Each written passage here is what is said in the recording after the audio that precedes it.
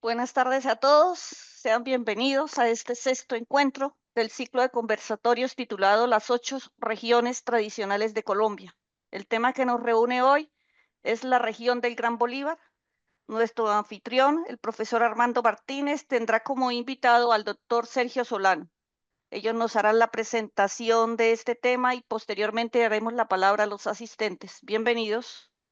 Muy buenas tardes a todos y gracias a Sergio Paolo por haber aceptado esta invitación a conversar coloquialmente. Yo creo que Sergio puede prender el micrófono de una vez porque vi que lo había apagado. Bueno, el tema de la conversación de hoy es el Estado soberano de Bolívar.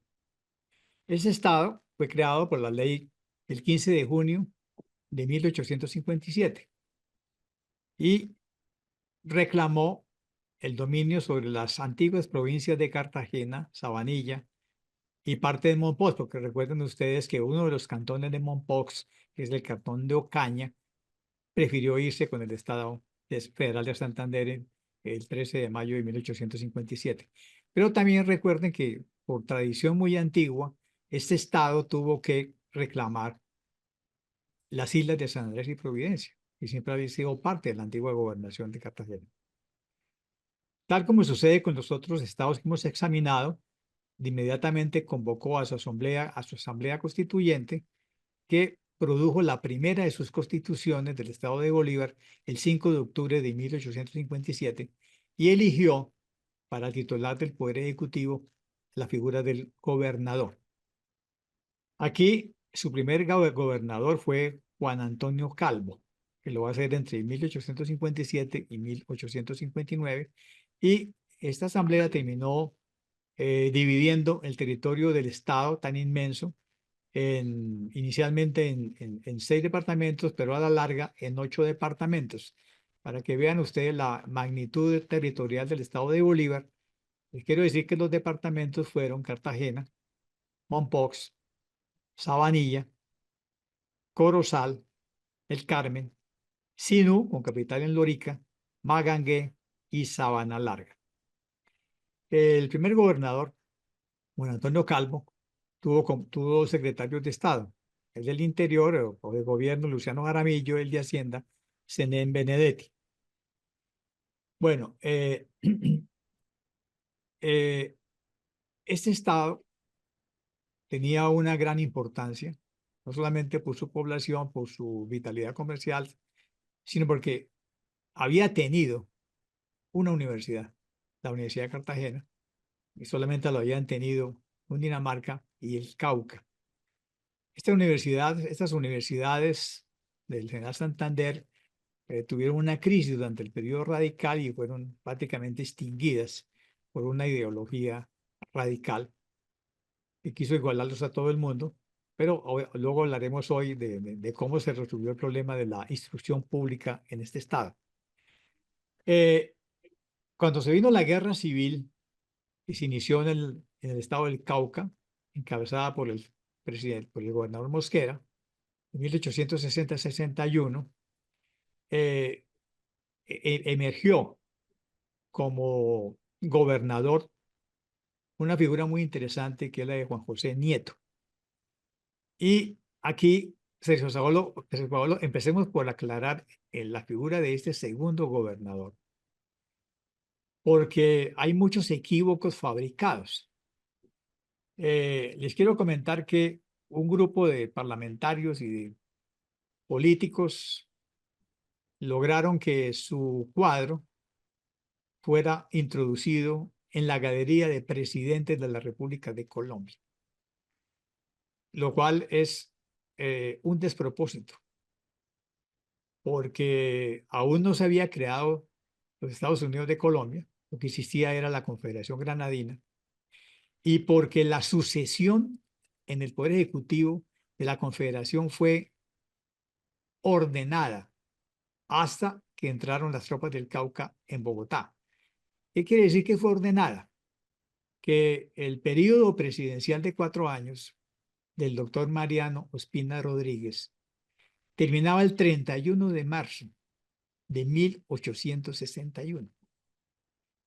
Y a la mañana siguiente, el 1 de abril de 1861, él entregó el cargo. O sea, nadie lo tumbó de la presidencia de la República.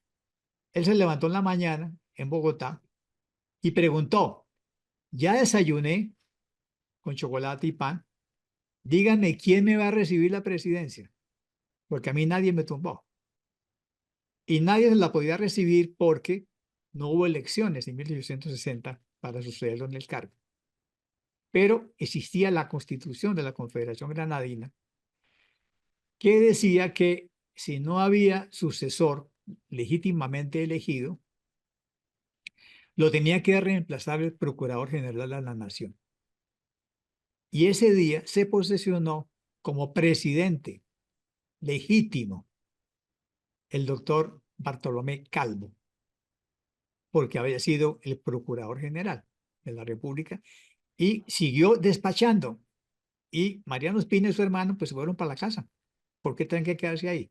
Y el doctor Bartolomé Calvo sigue como presidente legítimo a partir del 1 de abril de 1861. Y despachó hasta que entraron a Bogotá las tropas del Cauca rebeladas. Y es la única revolución triunfante que hemos tenido en nuestra historia. Pero aunque el gobernador del Cauca, el general Tomás Cipriano de Mosquera, empezó a despachar desde agosto de 1861, la Constitución decía sabiamente que cuando ya no, decía la Constitución, que cuando ya no pudiera gobernar el Procurador General de la República, lo tendría que hacer uno de los ministros, el que tuviera mayor edad. Y en ese momento, el que tenía mayor edad era el doctor Ignacio, ¿tú recuerdas cómo se llamaba? Vergara. Ignacio, Ignacio Vergara, un gran hacendista del presidente Ospina, que había tratado de arreglar la deuda. Ignacio Vergara dijo, asumo la presidencia legítima. Y efectivamente la asumió, pero se tuvo que esconder en una de las lomas de Bogotá y siguió despachando como presidente legítimo en la clandestinidad. Y lo siguió haciendo durante el resto del año, hasta que en el mes de febrero del siguiente año salió una noche de su casa de escondites y se cayó y se quebró una pata. Y entonces lo agarraron las tropas. Y entonces se lo trajeron a Mosquera y le dijeron, aquí está el presidente legítimo. Entonces dijo Mosquera, pues haga el favor y me lo fusila. Porque yo soy el presidente de facto. No, se llamaba Ignacio Gutiérrez Vergara. Hay que ponerle papá. Pero vinieron todos los embajadores acreditados a decirle, señor Mosquera, usted no puede matarlo. ¿Cómo le ocurre matar al doctor Ignacio Gutiérrez Vergara? Y no dio su brazo a torcer. Pero Mosquera tenía una debilidad, que era su hija, Amalia Mosquera, esposa de el general Pedro Alcántara Herrán. Y él sí le ponía cuidado a Amalia. Y Amalia Mosquera le dijo, papá, usted no lo puede matar por una razón muy sencilla, porque es de la familia, somos parientes. Y don Ignacio salvó el pellejo gracias a las buenas artes de esta mujer. ¿Por qué he contado esta historia tan larga, Sergio? Porque es la manera de desvirtuar un imposible jurídico que mientras estaba gobernando Bartolomé Calvo y Mariano Ospina y don Ignacio Gutiérrez Vergara, haya sido presidente en Cartagena un advenedizo llamado Juan José Nieto. No puede ser. Solamente puede haber un presidente de ejercicio en cada momento. Una cosa es que él en Cartagena, en medio de la guerra civil, haya dicho, yo ejerzo la presidencia. Sí, papito, pero eso es para usted y para su papá y su mamá, y para sus cartageneros. En la vida real eso no funcionó. Entonces, él nunca fue presidente de Colombia porque aún no se había creado los Estados Unidos de Colombia. Era la Confederación Granadina. Y la Confederación tuvo legítimamente 3 presidentes. Y uno espurio, que se va a legalizar en Río Negro, en la Convención del 63. Entonces, el cuadro de Juan José Nieto quedó, no sé cómo hicieron para meterlo en medio, de Bartolomé Calvo, de Ospina y de Ignacio Gutiérrez Vergara. No sé cómo hicieron, más Mosquera también, porque ahí estaba Mosquera en la segunda administración. Pero esos son unos problemas graves que ocurren cuando se hace uso político de la historia. Entonces, una vez que ya los he introducido a la historia de los dos primeros gobernadores del estado, Juan Antonio Calvo y Juan José Nieto, que fue varias veces gobernador de este estado, le doy la palabra a Sergio para que nos resuelva un problema. Y es que es posible que él fuera un negro puro. ¿Y cómo es el misterio de que un negro puro de ojos azules haya sido gobernador del estado federal de Bolívar? ¿Eso era posible en esas épocas en Cartagena? Buenas tardes y muchas gracias Armando por la invitación y saludo a todos los concurrentes. Creo que yo creo que hay varias aristas en este tema. Primero, la obra de Orlando Falbor del presidente Nieto. Muchas de las aseveraciones de Orlando Fal fueron a manera de hipótesis. Por ejemplo, Orlando Fal hablaba de un hombre triétnico, ¿no? De un resultado de cruce blanco, indio y negro. Supongo que por el sitio donde hipotéticamente nació en la loma de Sibarco, en el camino entre Tubará y Baranoa, que era un área de poblamiento indígena. Todo el norte del departamento del Atlántico, Barranquilla estaba rodeado por resguardos indígenas. Galapa, Malambo, Baranoa, Tubará, eran resguardos indígenas y ahí nació. Entonces, Orlando Falborda lo que hizo fue hipotetizar. Creo que lo que era la posibilidad de un camino para desarrollar investigaciones se sacó de contexto y se le echó a andar. Creo que eso coincidió con el ascenso de los movimientos de negritudes en Colombia y la Constitución de 1991 que reconoció al país como un país multiétnico, pues le otorgó legitimidad a los movimientos de negritudes o afro, como se le llaman hoy en día, y estos tuvieron que construirse una historia. Y digo esto porque me recuerda a Marx. Marx y Engels, cuando escriben el Manifiesto Comunista, remontan las luchas de los trabajadores europeos de 1848 y la enlazan con Espartaco, con Dunescoto, con los husitas de 14, 15 siglos, perdón, de 2 milenios atrás y eso. Entonces yo creo que en el afán de legitimar unas luchas se han tenido que construir una mitología. Y parte de esa mitología es la construcción de la imagen de Juan José Nieto, descontextualizada totalmente, ¿no? Y creo que eso se echó a andar y en ese contexto, pues muchos de nuestros historiadores, que son los que han avalado estos temas, se formaron en la Academia Norteamericana, donde el tema racial tiene un peso muy grande, y trajeron el modelo sin beneficio de inventario y lo han introducido en el país a tal punto que uno nota que casi toda la historia social hoy en día gira en torno al tema étnico y otras variables, otras aristas, otras temáticas se han dejado de lado. Entonces yo creo que en eso incidió mucho la descontextualización de la obra de Orlando Falborda. Como bien dices tú, él era presidente del Estado Soberano de Bolívar por un golpe de Estado que le da a, a Juan Antonio Calvo, ¿no? Y eso es lo que lo hace presidente, ni siquiera a través de un acto democrático de participación y eso. Segundo, Juan José Nieto era una persona muy cuestionada en Cartagena en ese momento.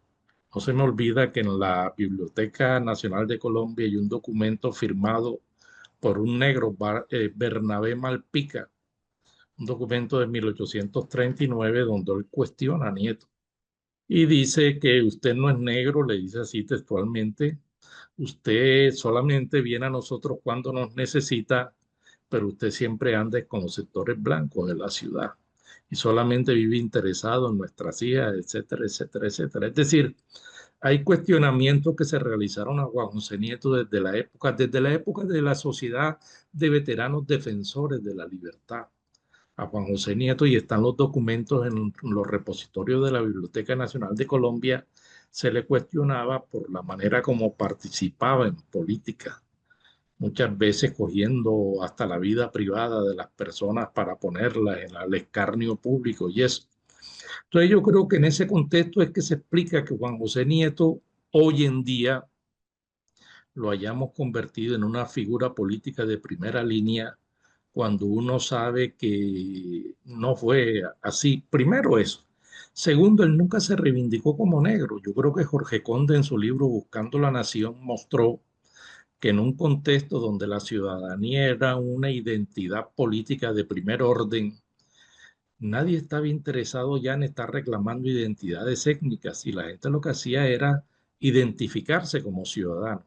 ¿Por qué? Porque eso los igualdaba absolutamente en todos los sentidos y les otorgaba las cartas necesarias para participar en la vida pública, y Juan José Nieto lo hizo así. Tercero, las novelas que escribió en Germina, la hija de Calamares, una novela sobre un indígena.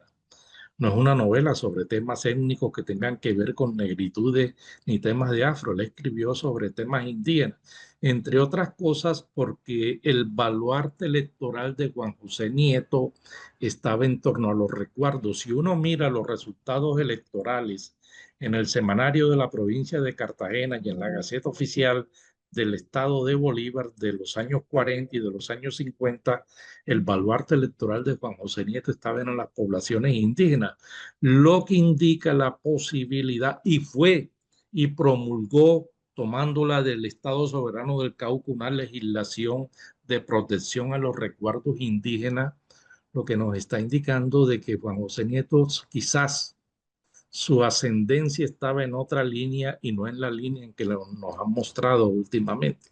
Entonces yo creo que la descontextualización de lo que apenas era una hipótesis sugerida por Orlando Falborda, el desconocimiento de mucha información de archivo, la ligereza con la que se trabaja la documentación de archivo con 2, 3, 4 datos y la falta de mayor consulta de esta documentación es lo que ha llevado a que la gente haya terminado por aceptar.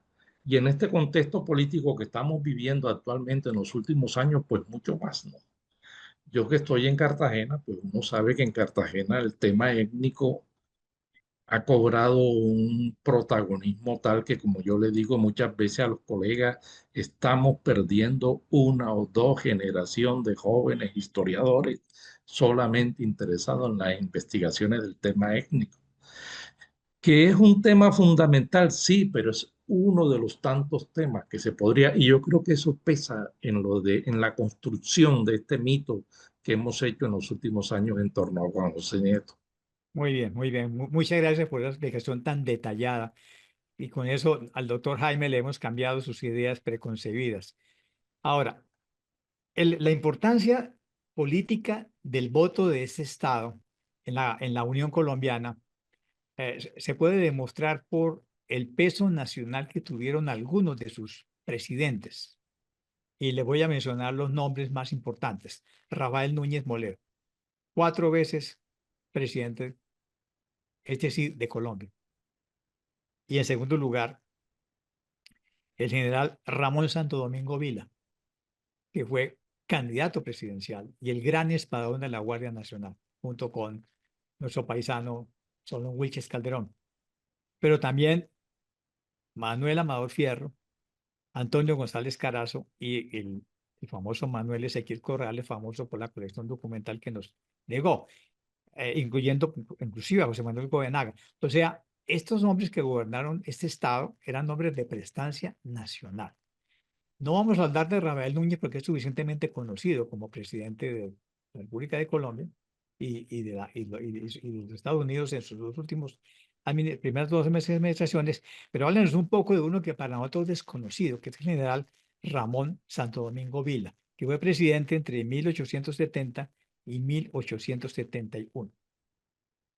Hubo uno que también fue clave en la primera mitad del siglo XIX, Antonio del Real, fue Ah, sí, fundamental, fue sí, ministro pero, de Hacienda claro, del sí, y jurista, un gran jurista.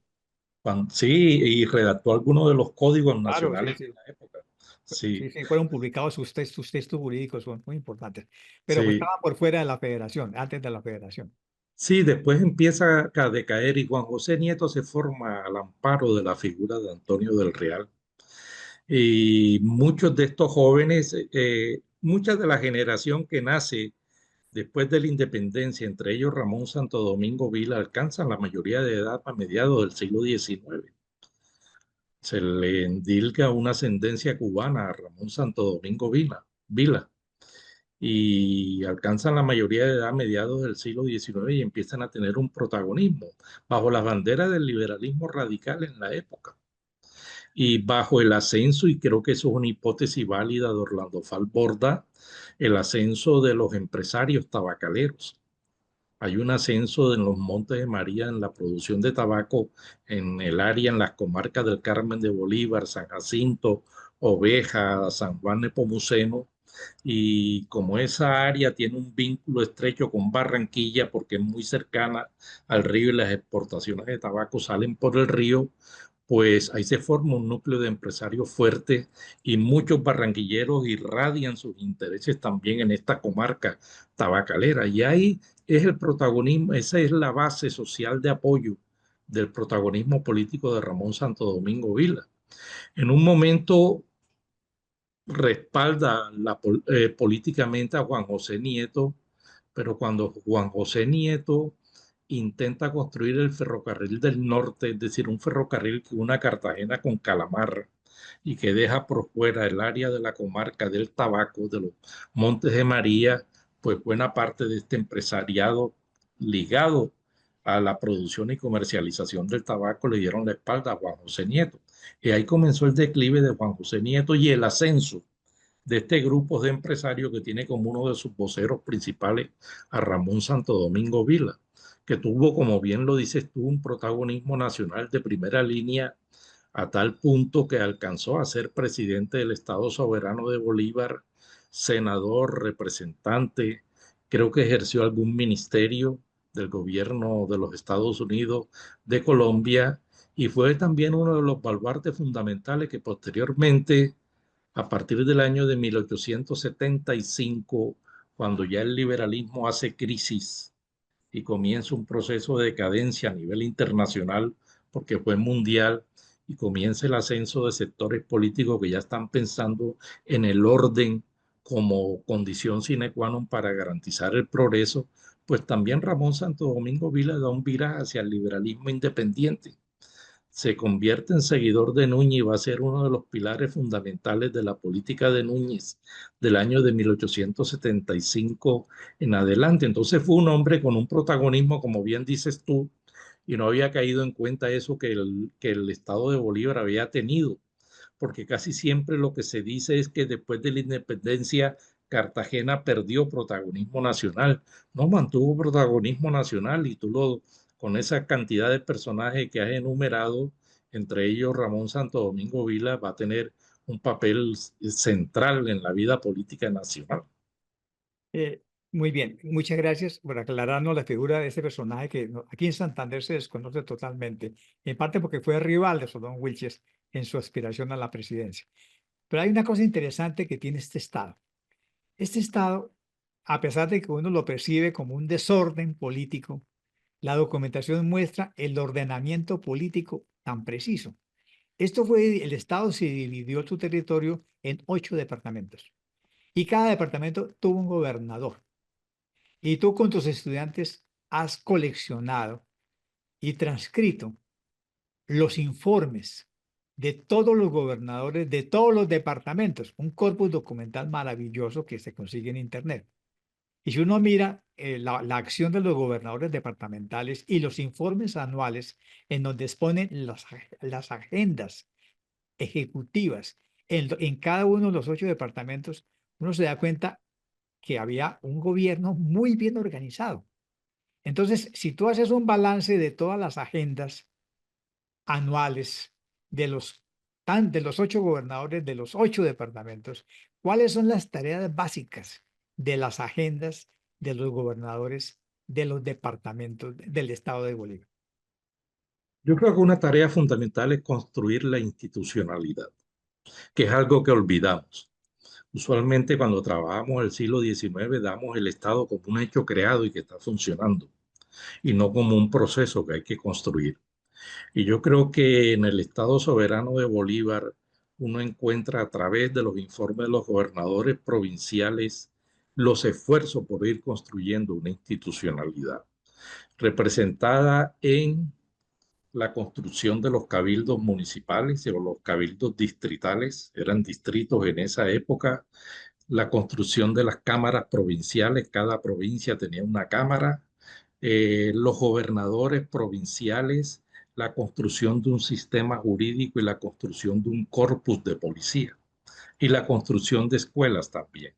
Uno encuentra que es sistemática la insistencia de todos estos informes entre el año de 1857 hasta el año de 1875 están insistiendo en estas necesidades y son proveídos desde la Universidad de Cartagena, que es algo que también olvidamos, que la universidad está participando en la construcción de la institucionalidad porque está proveyendo abogados en grandes cantidades, están proveyendo. Roycer Flores, mi compañero de investigaciones, le ha hecho el seguimiento a los listados de estudiantes graduados, quienes fueron miembros de las cámaras provinciales, quienes fueron miembros de quienes ejercieron gobernaciones, quienes estuvieron también representando a las provincias en la corporación, en la Asamblea Legislativa del Estado Soberano de Bolívar, y uno nota que hay un esfuerzo por construir Estado. Es decir, la idea que siempre hemos heredado de una tradición liberal del siglo XIX y después vía marxista, de que era que el Estado no existía, que había ausencia de Estado y donde todo el mundo hacía lo que le venía en gana, hoy en día esa es una idea que no tiene asidero, que no tiene aceptación en la documentación que reposa en los archivos. Es muy difícil seguir sosteniendo esa idea. Fue un proceso, como todas las cosas en todo el mundo han sido procesos con sus bemoles, con sus pros y contras, y así fue, pero sí hubo un proceso de construcción de Estado, hubo luchas faccionales en algunas provincias, ejemplo, la provincia más grande fue Corozal. Cuando se crea el Estado Soberano de Bolívar, en la provincia descomunal, ahí estaba el Partido Conservador. Después, cuando los liberales llegan al poder, empiezan a dividirla para restarle fuerza a la participación del conservatismo. Y también el conservatismo es otra cosa que olvidamos, participó en los procesos de aperturas democráticas en este Estado, porque casi siempre creemos que el liberalismo ha sido el abanderado de la democracia y que el conservatismo ha sido el abanderado del autoritarismo. El Estado soberano de Bolívar lo crean los conservadores y quienes establecen el voto universal en el Estado soberano de Bolívar son los conservadores. Entonces, hay cosas que hay que ir modificando porque las tradiciones políticas trastocadas en interpretaciones historiográficas han hecho mucho, pero mucho daño, tanto en la investigación sobre esta región como a nivel nacional. Sergio, nuestro amigo eh, Adolfo Meisel ha argumentado que el retraso de la costa respecto del interior tenía que ver con la educación. Y dice, por ejemplo, que el éxito de Santander fue mucha educación, igual que Antioquia, a diferencia, según él, de los estados de la costa. Eso ha sostenido Adolfo y eso es lo que hace que haya convencido ahora a los barranquilleros de tener más universidades y colegios con el fin de cerrar la brecha de esa desigualdad en la instrucción. Pero si uno mira los documentos de Bolívar, se lleva sorpresas. Santander nunca tuvo una universidad. La tuvo hasta 1948. Y Cartagena tuvo una escuela de derecho de primera clase que formó una élite de abogados de primera clase, buena parte de ellos políticos del Estado y políticos nacionales, y tuvo una escuela magnífica de medicina. Entonces, además de tener dos escuelas universitarias de primera línea en el país y de haber tenido una universidad que venía de muy atrás, de la época de Santander, tuvo normal de varones y normal de institutoras, como todos los estados de la Unión Colombiana. La normal de varones tuvo como director, también como en los otros estados, un alemán, Julio Wallner, y la normal institutora, doña Eugenia Moré. Y esas normales se encargaban de formar los maestros ilustrados, muchos con metodología Pestalozzi, y eso explica la gran inversión que este estado hizo en escuelas. Es que si usted mira los presupuestos del estado, buena parte se le lleva la inversión en instrucción pública. De modo que Adolfo está exagerando cuando dice que el Estado de Bolívar no invirtió en instrucción pública. Sí lo hizo durante el periodo de la Federación. Cuéntanos un poco cómo funcionaban esas escuelas Desde, universitarias. desde antes, Armando, en 1776 se creó el Colegio Seminario Conciliar San Carlos Borromeo Yo y, tengo pi- los estatutos. y pidió ser universidad Claro. para formar graduados en jurisprudencia y en teología, y empezó y abrió sus cátedras de jurisprudencia. Y tuvo el colegio de Pinillos en Mompox. En Monpós también un colegio, universidad desde 1808.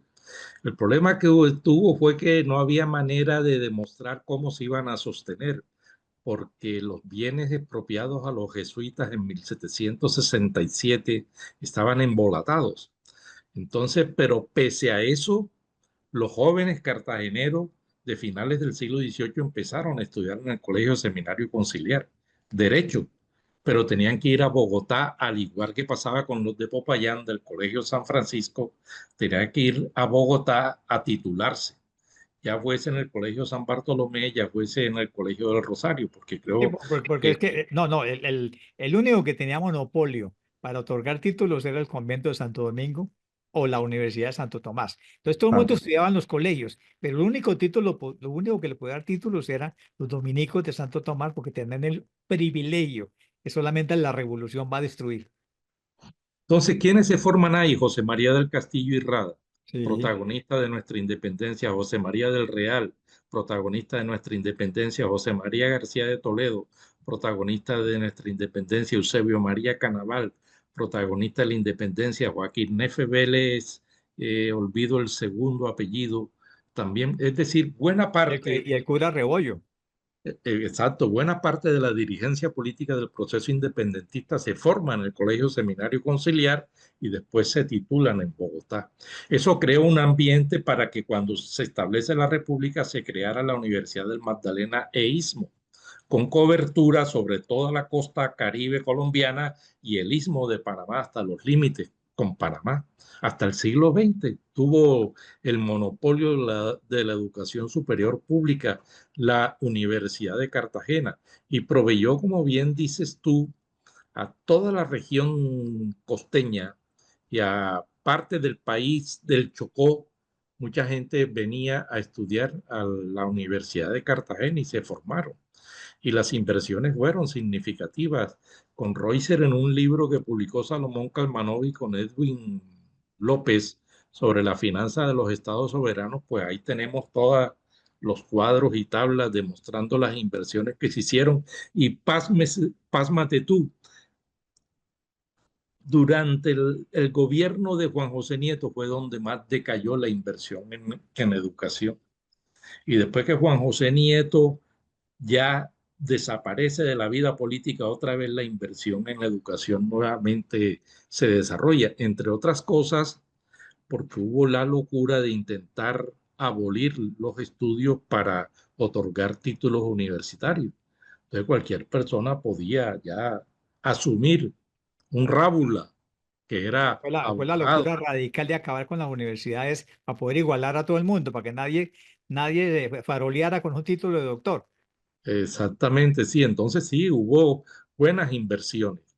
Y se formó gente de todas las condiciones sociales. Aquilino Álvarez, un momposino, era un negro humilde y llegó a ser senador de la República, conservador. Manuel Dávila Flores, también momposino, humilde, se forma y llega a ser senador, ministro y muchas cosas más. Es decir, el Estado soberano de Bolívar durante el periodo del federalismo contó con una institución que proveyó, y como bien dices tú, que no pasaba en ningún otro, que no pasaba en otros estados, no contaban con una institución de educación superior. La Facultad de Medicina arrancó un poco más tarde. La Facultad de Derecho arranca en el 27, la de Medicina arranca en el 36, porque había que comprar implementos y eso, pero también proveyó de médicos a la ciudad. Y como la ciudad tenía una tradición de sangradores y de cirujanos, que eran quienes ejercían la medicina durante el periodo colonial, pues el programa de medicina tuvo gran demanda entre la población cartagenera y se irradiaron también a lo largo y ancho de la geografía regional prestando el servicio. Es decir, no es tan cierta la idea y se formaron muchos institutores. En el diario de Bolívar, del periodo radical, que era el periódico oficial del Estado, aparecen los discursos que pronunciaban los graduandos como institutores y los compromisos que adquirían y todo eso, y posteriormente a dónde se desplazaban, aparecen los contratos con la función de crear colegios, de enseñar. Es decir, hubo, uno le puede hacer un seguimiento a eso de una manera aleatoria. Yo le he hecho seguimiento a los contratos de artesanos. Yo no Sí, encuentro que muchos artesanos saben escribir con rúbrica, firman con rúbrica.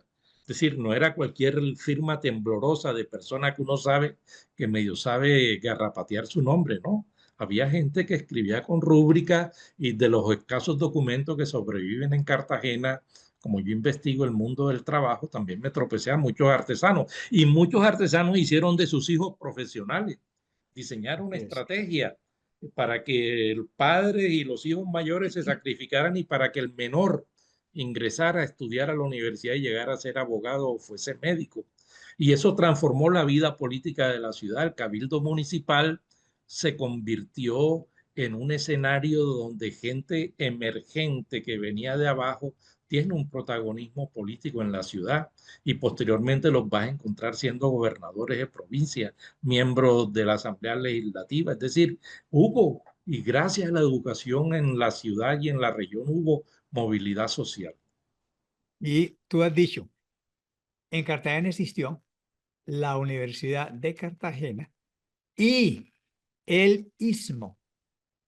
¿Eso qué significa? Que la élite de Panamá se formó en Cartagena. Y la élite que hizo la separación en 1903 son los cartageneros formados en Cartagena. No se hagan, no le echen la culpa a los norteamericanos. Son los cartageneros los que hacen esa separación o los abogados formados en la Universidad de Cartagena. El primer presidente de Panamá era un cartagenero. Por supuesto, por supuesto. De modo que eso estaba dando abogados y médicos para dos estados, porque en Panamá no había nada de eso. Todo tenía que formarse en Cartagena. Y probablemente si hubo un intendente o hubo un funcionario en la isla de Santa de Providencia, tenía que venir de Cartagena. Muy bien. Entonces, la agenda de escuelas que se realizó en todos los estados de la Unión Colombiana se hizo muy bien en Cartagena y Adolfo no debe exagerar tanto en que esa fue la causa, la diferencia entre el desarrollo de Santander, Antioquia y la costa. Pero el segundo punto de la agenda, que es muy importante, del periodo federal, es caminos. Entonces, cuéntanos los proyectos de caminos o ferroviarios o de canales que se hicieron durante la federación y que son la huella de la federación en la infraestructura del estado de Bolívar. Bueno, el primero fueron las vías férreas. Colombia diseñó un sistema férreo que la arteria fundamental era el río y las vías férreas debían desembocar al río, porque de alguna manera era parte de el ideario de colocar la producción nacional en los mercados internacionales. Entonces, el primero va a ser Barranquilla-Sabanilla, que se crea en el año de 1867, si no me equivoco, se inaugura por una compañía alemana, corto un ramal de 22 kilómetros. Eso terminó otorgándole la preeminencia de Barranquilla como puerto en Colombia, terminó desplazando a Santa Marta y terminó por hundir a Cartagena, que ya tenía problemas. ¿Por qué Cartagena tenía problemas? Porque desde la colonia Cartagena dependía del canal del Dique, un canal que unió a varias ciénagas a través de caños, construido en el siglo XVI, pero que perdía navegabilidad constantemente porque fue hecho de forma perpendicular. Entonces la corriente del río no entraba con mucha fuerza hasta que lo hicieron ya de forma oblicua a la corriente principal del río y le dio cierta navegabilidad. Pero era un canal que siempre presentó problemas graves. Además que era una zona inhóspita. El canal del dique transita por una zona de escasa producción. Y Cartagena entra a la República con problemas de conexión con el dique y se mantendrán pese a los intentos de canalizar, crear compuertas y eso va a ser muy difícil. Buena parte de la comunicación de la región se va a hacer a través de vía acuática. No olvidemos que es una región que está a orilla del río Magdalena, pero que también cuenta con tres grandes corrientes fluviales que la recorren longitudinalmente, el Sinú, el Cauca y el San Jorge, que riegan las sabanas centrales de la antigua provincia de Cartagena, estado soberano de Bolívar. Eso ha permitido que Eduardo Posada haya dicho una gran verdad. ¿Por qué frente a las críticas que todo el mundo hacía, no, la ganadería es la causa del atraso, la ganadería por habernos dedicado a la ganadería? Eduardo dijo, pero es que era la única manera. No habían vías de comunicación y el ganado tiene una ventaja, se transporta el mismo porque se transporta caminando. Entonces eso de alguna manera facilitaba la movilidad. No, que es que la costa fue la concentración de la propiedad territorial, los hacendados, los ganaderos. Y Eduardo dijo otra gran verdad, pero es que tenía que ser así por los periodos de lluvias y de sequía. En los periodos de alta lluviosidad había que subir el ganado hacia las zonas altas y después en periodos de sequía bajarlo hacia las zonas de inundación. Entonces, hasta que Cartagena va a resolver el problema de su conexión con el río en el año de 1893, en una de las últimas administraciones presidenciales de Rafael Núñez, que le metió mucho dinero a la construcción de un ramal férreo, y ahí Cartagena comenzó a despegar otra vez. Aprovechó el ramal férreo para comenzar a concentrar parte del volumen de la carga internacional de exportación de café, que ya se había consolidado en la zona antioqueña, en la cultivos de vertiente, y va a ser favorecida por eso. Monpós es una ciudad que perdió en el sentido de que el río desvió su curso, el cauce principal que con anterioridad corría por el canal de Monpós, se va a desviar por el canal de Loba y eso le va a otorgar una preeminencia a Magangué frente a Monpós. Y lo otro va a ser también la introducción de la navegación fluvial a vapor, que va a tener epicentro en Barranquilla, porque estaba a orilla del río y es más fácil el acceso, ¿no? Barranquilla tenía más fácil el acceso al río que Cartagena y va a ser el epicentro fundamental de la navegación como medio de transporte. Y eso le otorgó a Barranquilla preeminencia. Creo que el libro de Teodoro Nichols, Tres Puertos de Colombia, de alguna manera sigue siendo un libro insuperado o no superado, perdón, por las investigaciones posteriores porque él a través de la investigación sobre la variable de geografía, comunicación, medios de transporte modernos y carga, lo que hace es mostrar es cómo Barranquilla se va a convertir en el epicentro, en el centro urbano y portuario fundamental en el Caribe. Hasta que Cartagena a finales del 19 comenzó a despegar otra vez. Muy bien. Es decir, el desarrollo de la navegación a vapor por el río Magdalena le da esa preeminencia a este estado por el puerto de Cartagena y por el puerto de Barranquilla, el puerto fluvial. Y, y, y yo creo que entonces este estado hizo la tarea, hizo la agenda básica de la federación. Y luego cuando pasamos a la regeneración, pues las dos últimas administraciones de Rafael Núñez las hace desde la Casa del Cabrero usando el telégrafo, porque a través del telégrafo que recibía permanentemente mensajes y a través de los periódicos que él publicaba, orientaba la opinión y se enteraba de qué pasaba en el país y ya no tenía que vivir en Bogotá. Es decir, era tal el poder que concentró después de la guerra del 85-86, que ya no tiene por qué vivir. Le bastaba ordenar en el telégrafo. Y en Bogotá hacían la tarea aburrida, que es la tarea administrativa, la que no le gustaba a Bolívar y hacía Santander. Entonces creo que fue un estado exitoso durante el periodo federal y luego pues saldrá adelante como uno de los 9 departamentos básicos de la República de Colombia después del 86. Yo creo que hemos hablado 45 minutos en una charla muy interesante para conocer un poco las personalidades, las agendas y una cosa que me sorprendió a mí cuando vi la documentación es el orden institucional. O sea, esto no era una Rochela, esto eran 8 departamentos con sus gobernadores ejecutando una hacienda pública con Guardia Colombiana, con puertos, con navegación. Era un estado que funcionaba y las instituciones funcionaban y funcionaban las escuelas universitarias y las escuelas y los colegios y se hacía la experimentación pedagógica.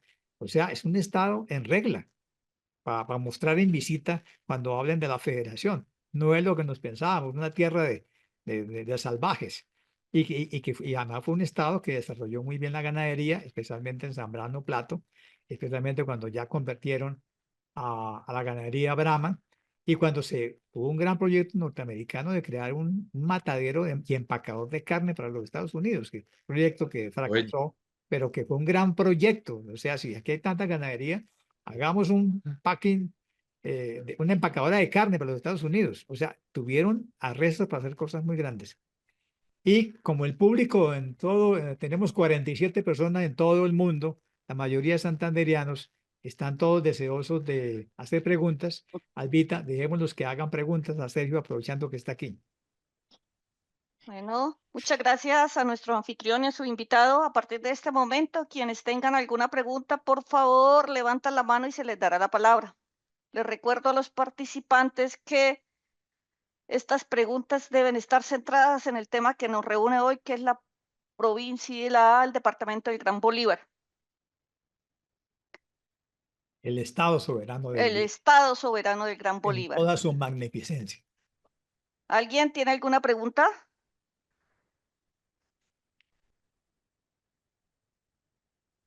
Carmen C. Carmen levantó la C., mano. Carmen C., tienes la palabra. Carmen C., levanta el micrófono, por favor. Yo estaba esperando que hablara otra persona, como para no aburrir. Tranquila, Carmen C., pero recuerda, nos Sí. centramos en el Estado soberano. Bueno, agradecimientos a Armando y al doctor Solano por todo lo que nos enseñaron hoy. Como yo dije al principio, yo había consultado unos libros, el de Rafael Azula Barrera, que es conservador, y también el de Marco Palacio, Entre la legitimidad de la violencia, y ese de Marco Palacio me remitió a unas notas de un norteamericano que ha hecho estudios en Colombia justamente sobre esa época, digamos, del siglo XIX, que se llama Franz Safford. Bueno, en principio, la pregunta que yo tenía en principio era, pero ya parte de esa la resolví, en el sentido de que qué había pasado con los asambleístas Gonzalo Cavazo, José Araujo, Santo Domingo Vila, Eloy Porto, Benjamín Noguera, Felipe Paz, digamos que fueron los dignatarios, digamos, en la Constitución, en la Asamblea de 1863. Había pensado que qué protagonismo tuvieron ellos, pero ya, digamos, con esa respuesta del doctor Solano me queda claro que por lo menos González y Santo Domingo y Armando también profundizó en eso, está bien. Por otro lado, en lo que pude observar para la época esa, concretamente de federal, identifico más bien que hay como 3 variables que parece que son importantes en ese estado durante ese tiempo, que es, digamos, 3 actores, que uno es, sí, la parte, digamos, agrícola, ganadera, en Ciénaga de Oro, con un actor que se llama Manuel Burgos. Bueno, eh, eh, la cuestión religiosa, educativa y la parte étnica, porque ahí aparece muy significativa la parte étnica con un militar, tal vez que fue más bien como soldado, bueno, que se llamaba Joaquín Mercado Robles. Por supuesto que ya había identificado lo del Colegio de Pinillos, que lo conocí cuando fui a Monpós, y las universidades, pero concretamente parece que es importante resaltar lo que fue, digamos, el crecimiento de la hacienda en grandes extensiones, digamos, en lo que era, de lo que era los Monpós, Corozal, Sabanilla, Sinú, Sincelejo, bueno, como esas cosas, y que como ellos organizaban, digamos, militarmente a los trabajadores, a los jornaleros también, y cómo motivaron y cómo participaron, digamos, en una de las guerras que fue la de 1876, que parece que fue definitiva para Rafael Núñez. Bueno, como eso, pero entonces, y cuando se hablaba de la cuestión de San Andrés Islas, rápidamente me acordé que tengo un libro, ahora muestro la carátula, de Gaviria, pero que fue ministro de Relaciones Exteriores, de Enrique Gaviria Líbano. Pero la pregunta concreta entonces sería, es decir, porque Rafael Núñez definitivamente sí fue el personaje central, digamos, en ese momento de que estamos tratando, a pesar de que él no fue constituyente del año 63, sino que viajó al exterior, es decir, se fue para Estados Unidos, para Europa, en fin, pero cuando llegó, llegó.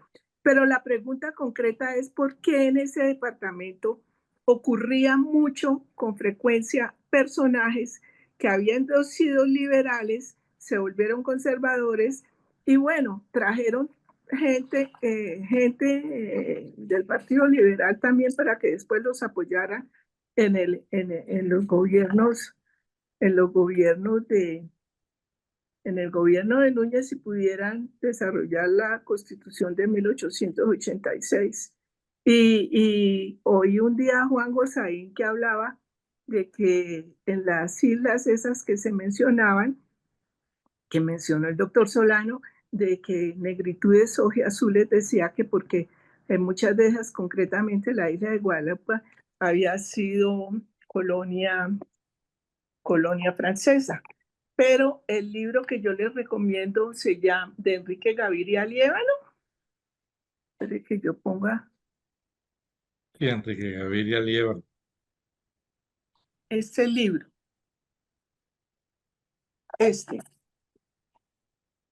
Sí. ese libro que habla de todo lo que San Andrés Islas, los tratados de San Andrés Islas y, bueno, con relación a Colombia. Eso era. Bueno, yo le preciso un poco la pregunta a Sergio. El Estado de Bolívar siempre dio el voto suyo a los candidatos liberales. Pero si tenemos 8 departamentos y se impone por mayoría el voto para el candidato liberal, es posible que haya un juego político mucho más complejo y que cada departamento tenga una orientación política partidista distinta, que al sumar obligan a dar el voto de Bolívar por el candidato liberal, que siempre fue así. Los únicos que dan voto conservador son Antioquia y Tolima. Y bueno, todos esos caudillos que hemos hablado son caudillos liberales. Entonces, la aquella pregunta es, ¿por qué estos personajes liberales terminan conservadores? Pero es posible, Sergio, que ya está hablando de la transición a la regeneración, que no es exactamente un movimiento conservador, sino es un movimiento independiente, tal como era el partido de... Sí, se llaman los independientes. El partido independiente no es el 1878. conservador. Y luego vendrá en la regeneración del Partido Nacional, que finalmente en manos de Caro sí va a tener otro cariz diferente al de los históricos. Entonces, háblanos un poco de esa complejidad de la vida política interdepartamental. en el estado de Bolívar que a la larga termina Bolívar votando por los candidatos liberales a la Unión. Hay unos hechos interesantes en el Estado soberano de Bolívar. Por ejemplo, liberales y conservadores hasta 1876 participan de las logias masónicas, sin ningún problema. Uno usualmente cuando habla de masonería se imagina a los liberales radicales y a los conservadores por fuera. La ruptura se da en 1876 cuando llega la misión pedagógica alemana, porque buena parte de los conservadores dijeron que cómo así que iban a poner a sus hijos a estudiar bajo la dirección de protestantes, que eso sí no lo podían tolerar. Y lo que hicieron fue, el máximo masón en ese momento era Joaquín F. Vélez, que es quien después va a firmar el concordato con la Santa Sede, y él decide que todos los conservadores se salgan de la logia masónica y que abandonen la Universidad de Cartagena. Y así lo hacen. Y crean el Colegio La Esperanza. El Colegio La Esperanza se creó en el año 1876. Todavía existe el Colegio La Esperanza y está catalogado como el mejor colegio privado de la ciudad. Y muchos desertan y se van, porque yo creo que un punto de ruptura fue ese. Yo creo que las desavenencias políticas las sobrellevaban al interior de la masonería. Y creo que por algo que Gilberto Loaiza, en un artículo que publicó sobre la masonería en Cartagena de India, se podía convivir sin que llegaran a esos extremos de sectarismo ni de desavenencias. En el año 76 también va a pasar algo bien grave. Un grupo de artesanos liberales va al Camellón de los Mártires, aquí, donde estaban sentados buena parte de la dirigencia política conservadora, y los atacaron a machete. Asesinaron a buena parte de la dirección política del conservatismo de la ciudad, otra parte tuvo que huir. Yo creo que esos dos hechos, al combinarse en el contexto del agotamiento del proyecto político liberal radical, se está agotando a nivel mundial. El liberalismo tiene una fase de ascenso de 1789 a 1872. 1879, Revolución Francesa. 1872, la Comuna de París. Después de ahí comienza un proceso de declive. ¿Por qué? Porque Europa había vivido casi un siglo de revoluciones y ninguna sociedad soporta eso. Ninguna sociedad soporta una inestabilidad política y social a toda hora. Se requiere cierto orden para que las cosas marchen bien. Entonces el liberalismo internacionalmente entra en declive. Es la época del ascenso del positivismo. Es la época del ascenso de la consigna que está en la bandera de Brasil: orden y progreso. Es decir, la única manera de alcanzar el progreso es teniendo orden. Y yo creo que eso también impactó en nuestro medio. El proyecto político liberal se ha caído el tabaco a nivel mundial. 1875 es el desplome del tabaco colombiano en los mercados mundiales. Colombia empieza a perder clientes, empieza a perder la llegada de capitales por todo ese proceso, y de alguna manera eso marcó también el periodo de declive del liberalismo radical. Se crea el sector independiente, como bien dijo Armando, son liberales que se declaran independientes, pero que ya comienzan a ver un poco el problema de la crisis de la nación y qué había que hacer, y es la época en que comienzan a descubrir que más allá de todas las objeciones que pudieran colocar, habían dos factores fundamentales en este país que unificaban de alguna manera. La Iglesia Católica era un factor fundamental y la tradición española era otro factor fundamental. Nos habíamos echado casi 60 años denigrando de España a toda hora, y la gente comenzó a ver hacia España y ver en qué medida también no solamente eran herencias negativas, sino herencias positivas. Y yo creo que eso marca, la combinación de todos estos factores va a marcar que mucha gente que había sido partidaria del liberalismo radical, y estaba la figura de Rafael Núñez, sin duda alguna, un hombre con una capacidad política asombrosa, y la gente comienza a abandonar el proyecto del liberalismo radical. El liberalismo radical quedó en manos de sectores medios y bajos, pero la élite del Estado soberano de Bolívar, que había sido liberal radical, comienza a derivar hacia el liberalismo independiente. Y después de la guerra de 1885 y con el establecimiento de la regeneración hacia el Partido Nacional, y ya hay una ruptura total, es decir, esa tradición política se pierde, de pronto se mantuvo un poco en Barranquilla. Los barranquilleros, el último presidente del Estado Soberano de Bolívar fue un tío abuelo mío, Francisco de P. Manotas. Fue el último que se resistió y en la casa de mis abuelos estaban los retratos de todos los liberales radicales. Recuerdo yo cuando niño que a mí me daba pavor ver esos viejos barbudos y todo eso. Y entonces, pero hubo una variación y eso marcó en buena medida y le permitió a Cartagena también continuar con un protagonismo político nacional.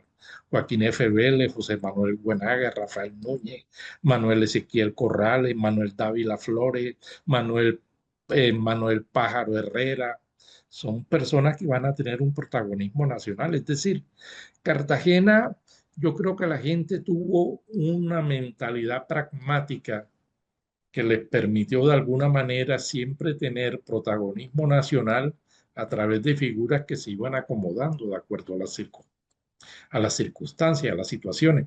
Yo no creo que fue un liberalismo de ese doctrinario de corte radical que de pronto en Santander, digo yo en mi ignorancia, pudo mantenerse durante buena parte porque uno sabe que el Estado soberano de Santander era el epicentro de ese liberalismo. Aquí en Cartagena yo creo que la gente se iba acomodando con un pragmatismo político y eso permitió el paso hacia nuevas variantes políticas. Muy Muchas bien, muy bien. gracias. Muchas gracias, Armando. Dime, Doctor, Carmen C., ¿tienes una pregunta? sí, es que anotar que, que las exportaciones, sí, porque dice que en ese periodo las exportaciones, si bien bajó lo del tabaco, digamos que aumentó lo de quina, oro, café, cueros, plata. Y otra cosa que fue interesante que encontré en eso que leí, dice que en esa región, en esa época, en ese estado, vinieron al país, a lo que llamamos país, nuevos pastos artificiales, que son la guinea y el pará. Y entonces seguramente que eso, como se dice, impulsó mucho el buen rendimiento, digamos, de la ganadería ahí. Y por supuesto que ya había hablado el doctor Solano sobre la navegación de los champáns y de las embarcaciones y los ferrocarriles, que era el otro tema que fue vital en ese momento. Era como eso. Listo, Carmen C., muchas gracias. Gracias. Profesor, una pregunta. ¿Guerras civiles tuvo el Estado soberano o estuvo involucrado de alguna manera en esas guerras que sacudieron al país en ese periodo? En todas estuvo involucrado. Y después tuvo guerra con el Estado soberano en el Magdalena también. Una guerra particular entre los dos estados de la costa, las hubo. Sí, que hubo un eje que era Bolívar-Cauca. En el periodo de ascendencia de Juan José Nieto, uno nota que hay una alianza entre dos figuras, que son Tomás Cipriano de Mosquera y Juan José Nieto, ¿no? Y de alguna manera, y posteriormente el liberalismo independiente va a ser también una alianza Cauca-Bolívar. Sí, siempre va a haber unas conexiones entre caucanos y bolivarenses en torno a las decisiones y a las variaciones políticas que van a tener. Pero sí, se participaron en guerra. En casi todas las guerras se participó y pues, con todas las implicaciones que eso tenía, ¿no? Ahora bien, Cartagena no fue escenario de guerra, excepto la de 1885, cuando Ricardo Gaetano Beso asedia la ciudad. Pero de otras contiendas, más bien lo que hacían los ejércitos, las guardias nacionales del Estado Soberano de Bolívar eran desplazarse hacia otras áreas geográficas, especialmente hacia el mundo rural, que era donde por lo regular se desarrollaban las contiendas. Sí se recibía el impacto a nivel de la navegación, porque obvio, todos los ejércitos cuando entraban en contienda buscaban la manera de echar mano del río y de los barcos de vapor para transportar tropas o evitar que los contrincantes también se transportaran. Entonces eso de alguna manera afectaba los circuitos económicos, la vida económica de la región y eso. Pero yo tampoco creo que hayan sido guerras así como la guerra civil norteamericana, ¿no? Tampoco tuvieron esas dimensiones. Yo creo que fueron guerras de alguna manera esporádicas, exceptuando la del 59-61. Las demás fueron guerras cortas. O la guerra del 75 también tuvo sus efectos, pero las demás fueron. Hubo una guerra en 1895 conocido como la Guerra Lugo, porque la desarrolló un cura de Lorica, que fue una guerra de 3 meses nada más, aquí en el Estado Soberano de Bolivia, intentando restablecer el periodo del liberalismo radical, pero fracasó. Gracias. ¿Alguien tiene otra pregunta? Yo tengo una pregunta que tiene que ver con el clero. Cartagena tuvo siempre obispo propio y tuvo un colegio seminario para formar los curas. Pero los curas de esta diócesis son curas de tierra caliente y que atienden gente levantisca de tierra caliente. Son diferentes a los curas de la arquidiócesis de Santa Fe. Y tengo una prueba. Aquí en el río Sogamoso, en la jurisdicción de la gobernación de Girón, había una parroquia muy caliente que es el Pedral, casi en la desembocadura del Sogamoso en el río Magdalena. Y los curas que mandaban al Pedral se morían o se iban aburridos porque no aguantaban la insalubridad, el calor, etcétera. Y un cura que no se quiso venir, el obispo de Santa Fe lo mandó poner preso en un convento. Y luego le digo, pero usted ¿por qué no se quiere ir para el Pedral? Digo, es que el Pedral deberían anexárselo a la diócesis de Cartagena, porque solamente allá se forman curas de tierra caliente que aguantan a esos negros bogas en pelotos, a esa insalubridad, a la fiebre amarilla. Manden un cura de Cartagena. Entonces, eso me hizo pensar que este es un clero distinto, un clero que tiene que manejar mulatos, zambos, imagínense esos peones de las grandes haciendas. ¿Puedes decirnos algo sobre los obispos de Cartagena? Terminaban siendo casi igual que la feligresía. El Colegio Seminario Conciliar estuvo adscrito a la Universidad de Cartagena hasta 1846. 1846 por litigios en torno a los réditos que daban los bienes que habían pertenecido a los jesuitas, se decide hacer una separación. Y el Colegio Seminario Conciliar entró en crisis. No había manera de sostener. Llegó un momento en que nada más tenía 4 seminaristas oriundos de la región, ¿no? Después, posteriormente, se le permite que algunos bienes de la Universidad de Cartagena pasen al Colegio Seminario Conciliar.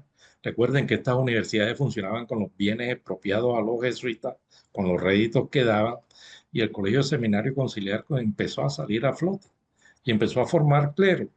Y como bien dices tú, eran cleros oriundos de la región. Ya Panamá tenía su propio seminario, igual que Veraguas tenía su propio colegio seminario, Santa Marta tenía su propio colegio seminario y el de Cartagena abastecía de alguna manera las necesidades de la feligresía de la región. Muchas veces un cura tenía que atender a 2, 3 distritos y desplazarse permanentemente en la prestación de los servicios religiosos, pero lo que uno encuentra es quejas constantes como el Estado de alguna manera en este periodo se arrogó, al igual que en el periodo colonial, el Real Patronato, es decir, el Estado tenía que dar el visto bueno en ciertas decisiones de asuntos religiosos. Entonces, el Estado le vivía exigiendo a la iglesia que la necesidad de la formación de curas y que los curas atendieran a la feligresía y o que los curas no llevaran vidas disolutas. Hubo un cura, Pedro Rada, a mí no se me olvida, que desatendía los llamados a atención del obispo, tenía su concubina.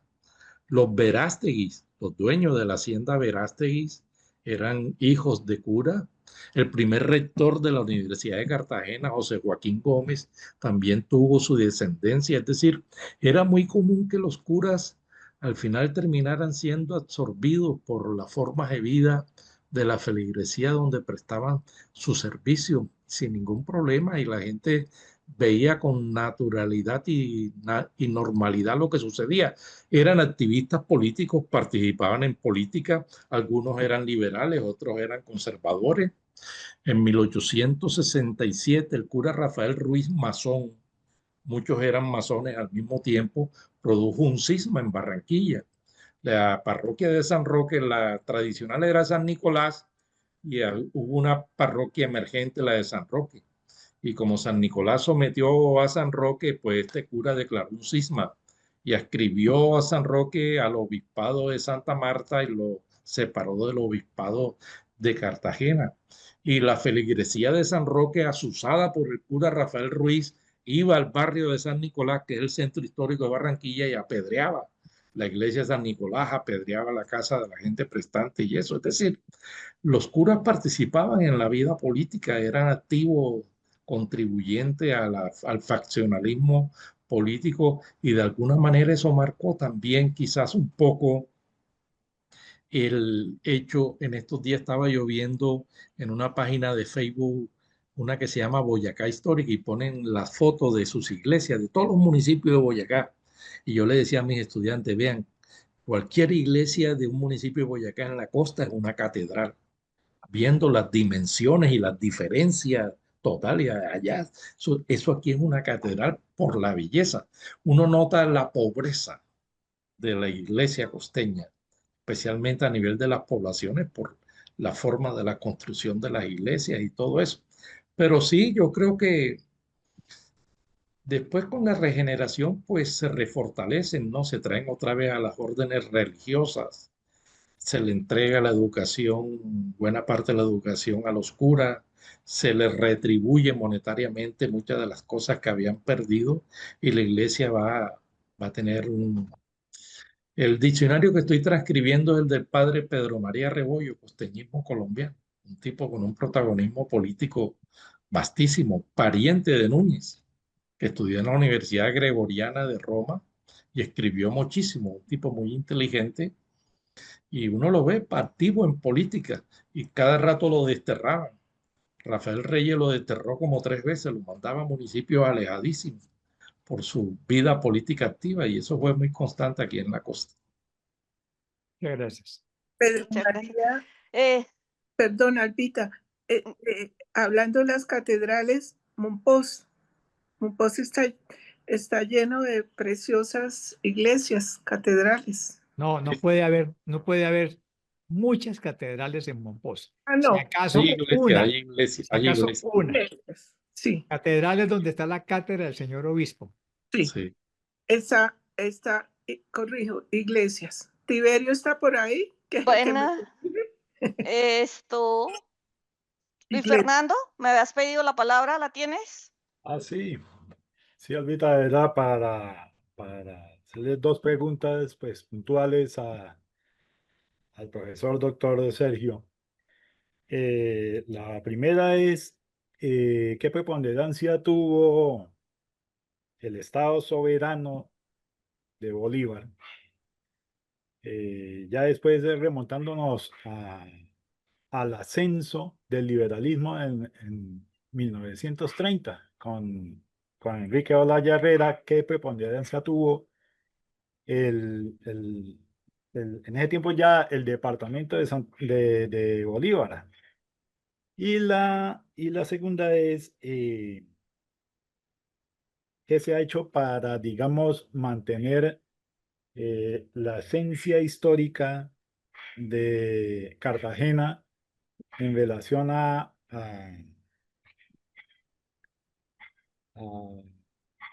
a la memoria de Blas de Lezo, que es una figura muy ícona de allá de Cartagena, doctor?